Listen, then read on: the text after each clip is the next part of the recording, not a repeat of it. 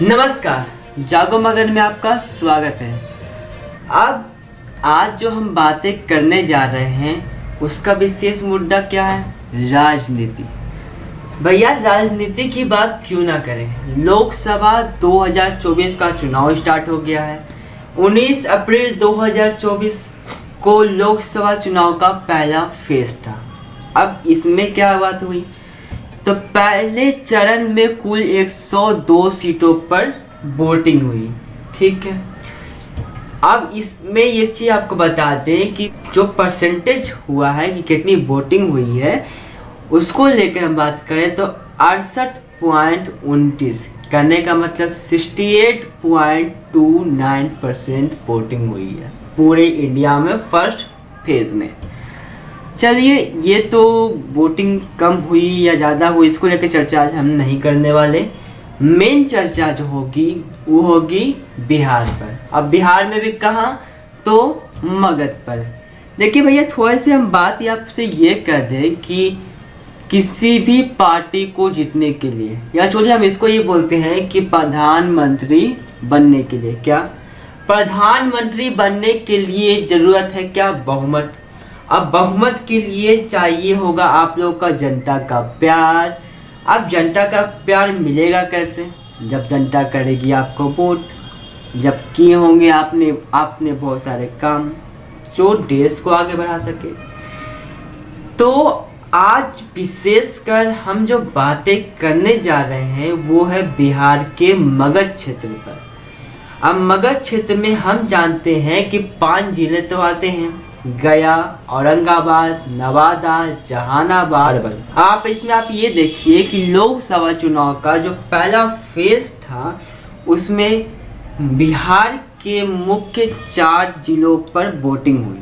ठीक, इसमें मगध के जो मुख्य जिले हैं वो है कौन? गया, नवादा और औरंगाबाद। ठीक है, अब इसमें भी हम आपको गया के बारे में लेके चलते हैं। तो भैया गया में जो पहला फेज था ना, मतलब जो पहले फेज में जो गया में वोटिंग हुई ना, वो थोड़ी असंतोषजनक हुई। अब असंतोषजनक काहे बोलते हैं हम इसको लेकर, इसलिए क्योंकि पूरे 100% में से मात्र 49.51% ही वोटिंग हुई। थोड़ी कम लगी ना, कम है भी। अब इसका रीजन क्या है नहीं है इसको लेकर हम चर्चा तो नहीं करेंगे अभी, लेकिन एक बात बता दें कि गया से जो मेन तौर पर जो प्रत्याशी खड़े हुए थे, जो उम्मीदवार खड़े हुए थे वो थे एनडीए के महागठबंधन में हम पार्टी के जीतनराम मांझी, जो कि कढ़ाई छाप से थे और उनका क्रम संख्या कितना था? 4। और गया में जो इनके विरोध में कहें जो आरजेडी यानी कि इंडिया गठबंधन के आरजेडी पार्टी के कुमार सर्वजीत। ठीक है, अब दोनों पार्टी क्या हुई कि जैसे जैसे चुनाव अब पास आ रहे हैं तो चारों तरफ से प्रचार प्रसार तो होना ही था। अब चारों तरफ से प्रचार प्रसार होगा तो एक बात तो रहेगी, क्या रहेगी? अपनी बड़ाई और दूसरों की बुराई। अब देखिए ऐसा काहे बोल रहे हैं भैया कि अपनी बड़ाई और दूसरों की बुराई ही का है। देखिए सब लोग का यही काम है, मतलब कि लोगों ने जो काम किया, मतलब जिससे नेता ने जितना काम किया उसको तो वो बोलेंगे ही कि हमने ये कर दिया, वो कर दिया, ऐसे बनवा दिया, ये कर दिया, सबके लिए हम आगे बढ़ते रहे और नए नए क्या क्या किए। और भी जो नहीं किए उसको भी बात डाल देंगे कि हमने ये करवा दी, ये करवा दी। चले खैर उसकी बात नहीं है। बुराई में क्या, तो अपनी पार्टी के बड़ाई कर रहे हैं कि हमने ये करवा दिया, और दूसरे पार्टी का क्या कि उसके वो था तो ऐसे था, ऐसे किया, वो नहीं किया। चलो देखिए भैया, राजनीति है तो ये सब चीज़ें चलती है और ये सब चीज़ें ज़्यादा हम इस पर आगे चल के नहीं बोल सकते हैं कि अपनी पार्टी की बड़ाई करना या दूसरे की पार्टी की बुराई करना, ये चलिए वहाँ तक बात नहीं रखते हैं। देखिए जीतनराम मांझी की बात करें तो जीतनराम मांझी पूर्व सीएम है बिहार के। ठीक, अब एसी कास्ट आते हैं, ये भी सही है। कुमार सर्वजीत की बात करें तो वो बोध गया विधानसभा क्षेत्र के हैं, वो पर्यटन मंत्री रह चुके हैं। अब दोनों की बात को हम कंपेयर करते हैं। अब कंपेयर क्यों करें कि लोगों ने कितना उनके काम को सराहा है, कि वो उन्होंने कितना काम किया है, कितनी उनके लोगों में उनके प्रति हमदर्दी थी। ठीक, अब हमदर्दी की बात तो ये तो चल ठीक है, लेकिन हम आपको ये कह दें कि लोगों की अपनी क्या राय है इन दोनों नेताओं को लेकर। गया में लोकसभा जो चुनाव हुआ, इसमें उनकी क्या राय है, लोगों की क्या राय है, इसको लेकर हम लोगों ने क्या किया कि लोगों से पास गए, उनसे बातचीत की कि भैया चुनाव तो हो गए, कोई ना कोई पार्टी जीतेगी भी, तो अब चुनेगा कौन, तो जनता चुनेगी, तो जनता की राय क्यों ना लें। तो हम लोगों ने बातचीत की जनता लोग से, क्या भैया आपकी क्या राय है, और अब इस बार आप किसको देखना चाहते हैं। गया में विशेषकर आप जीतनराम मांझी को देखना चाहते हैं या कुमार सर्वजीत को। मतलब आपकी राय से कौन जीत सकता है? राय से तो है जीतनराम मांझी का है। जीतनराम मांझी? हाँ, जीतनराम मांझी ही का है लेकिन। हाँ, इसलिए कि गया का बीजेपी का है ये है। अच्छा, यहाँ बीजेपी का हर साल हर वक्त आता। हम लोग के घर के पास का है, हमारे घर का पास का भी है, जानकारी है हर एक तरह से उनके, और हर वक्त बीजेपी जीतते आ रहा है, जीतेगा, इसलिए जीतेगा। अच्छा, तो एक बात और, बहुत लोग ये कह रहे हैं कि मोदी के नाम पर जीतनराम मांझी जीत रहे हैं, तो ये हाँ, तो ये भी बात सही, बात 100% सही है। ये तो सही है, 100% सही है। इसलिए कि मोदी को हम लोग देख रहे हैं, हम लोग जीतनराम मांझी को नहीं देख रहे हैं। हाँ, ये जानते हैं कि 19 तारीख को चुनाव है, वोटिंग तो होना है, और कल 16 तारीख को मुख्य प्रधानमंत्री जी भी आ रहे हैं गया में। अब ये बताइए, गया में दो नाम सबसे ज़्यादा खिल रहे हैं, एक है जीतनराम मांझी और एक है आरजेडी के कुमार सर्वजीत। तो आप लोग को क्या लगता है कि इस बार गया में कौन जीतेगा? कौन जीतेगा बाबू ही नहीं बता सकते। मोदी सरकार जीते कि जीतन मांझी जीते कि नीतीश कुमार जीतेगा, कौन जीतेगा, जिसमें वोट जाएगा वो जीतेगा, वो तो जीत जाएगा। लेकिन आपके हिसाब से क्या लगता है किसको देना चाहिए, कौन कर सकता है, विकास क्या कर सकता है? ऐसे सब कोई तो चाह रहा है जीतन मांझी में देने के लिए, जीतनराम मांझी को देने के लिए। हाँ। सर्वजीत या जीतनराम मांझी? बोलिए बाबू। सर्वजीत। सर्वजीत मतलब गया की जनता सर्वजीत को जिताएगी? पूरा फुल सपोर्ट है, नॉन कटिंग जीतेगा।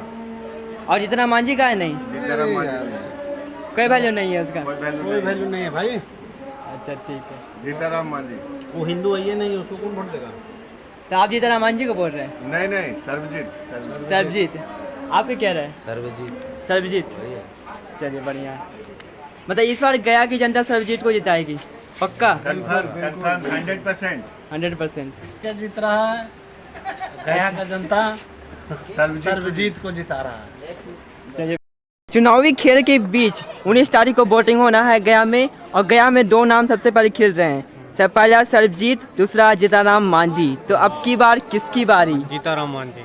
आप जीतनराम मांझी को ही कहे? हाँ, जीतनराम मांझी का है कि लोकल क्षेत्रीय आदमी है, और सर्वजीत लोकल नहीं है? आदमी से बहुत बड़ा बना है। ठीक अच्छा। है, वो लोकल आदमी सब लोग के हर जन के एकजुट करने में लगा हुआ है, जनरल को एकजुट करने में लगा। उसके इनके पास कोई अर्थी नहीं है, मानी कि घमंड नहीं है।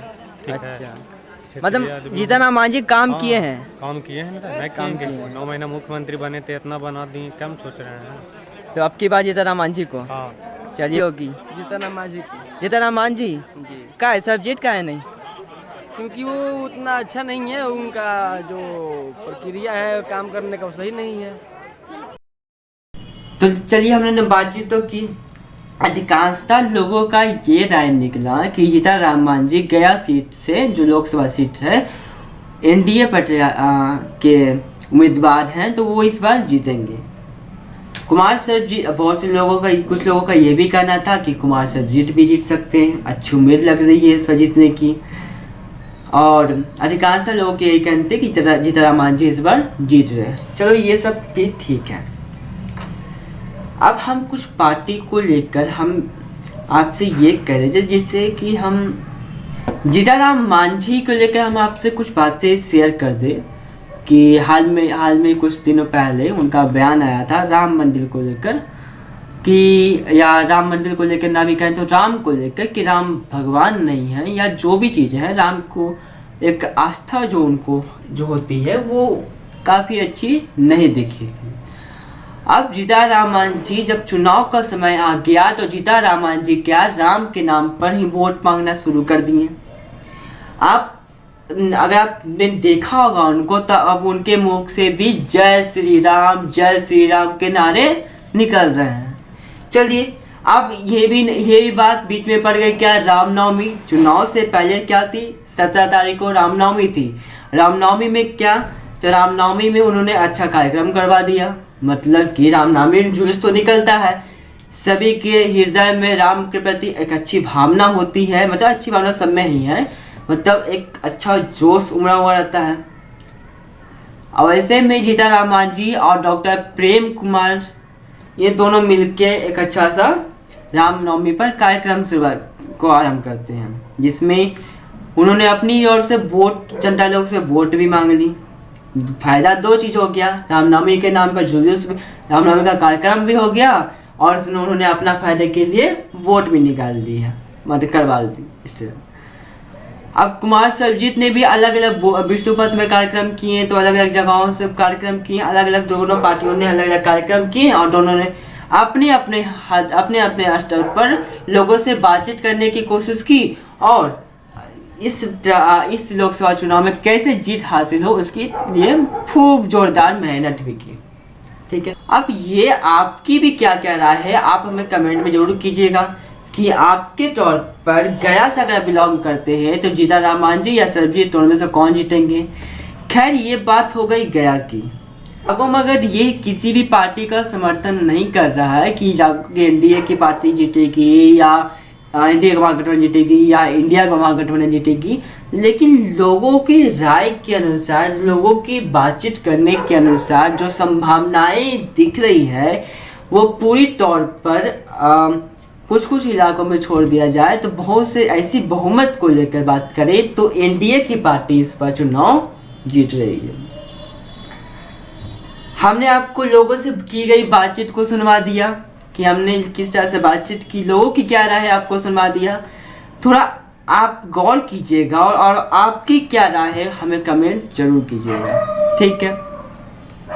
और हाँ, जैसे वीडियो देख ही लिए हैं तो थोड़ा लाइक भी कर दीजिए और हमारे साथ बने रहिए, क्योंकि चुनाव की बात नहीं, पूरे मगध की बात कर के हर एक पार्ट को हम दिखाएंगे, जागो मगध, ठीक है। तो इसी तरह के और भी अच्छे और जो बातें चल रही है सही बातों को लेकर, जागो मगध अगली बार फिर मिलेगा आपसे। तब तक के लिए नमस्कार, धन्यवाद, शुक्रिया, मिलते हैं।